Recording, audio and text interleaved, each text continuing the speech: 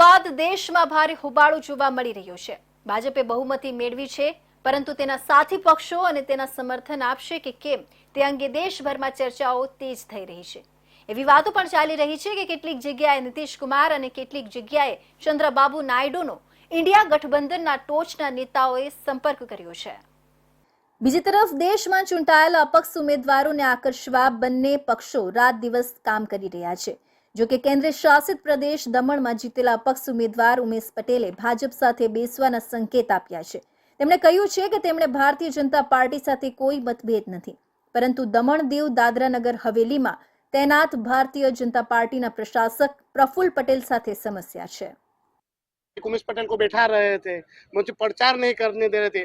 पूरी भारतीय जनता पार्टी विश्व की सबसे बड़ी पार्टी और पूरा पुलिस प्रशासन से लेकर हर कोई भारतीय जनता पार्टी को जिताने के लिए लगा हुआ था।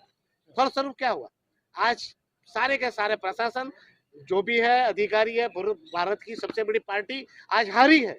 तो ये हार से भी भारतीय जनता पार्टी को लेसन लेना होगा कि नेगेटिव राजनीति से कभी नहीं जीते हुए। मेरी प्राथमिकता दमन दीव का हित है।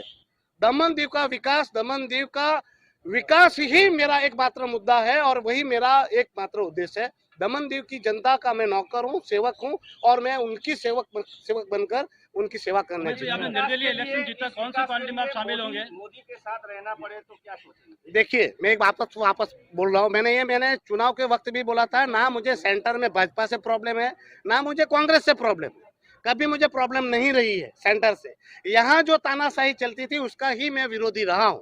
पर सेंटर में क्या हो रहा है, क्या नहीं हो रहा है, दमन दीव की जनता के लिए क्या उचित है, वो मैं अपने कार्यकर्ताओं से मिलूंगा, दमन दीव की जनता की भी राय लूंगा, लोगों से मिलूंगा। अभी बहुत वक्त है और दमन दीव के लिए जो उचित रहेगा, और दमन दीव ही नहीं बल्कि दादरा नगर हवेली के लिए भी क्या उचित रहेगा, वो दोनों प्रदेशों को मैं दोनों प्रदेश के लोगों का हित देखकर मैं जो भी करना होगा वो उचित करूंगा।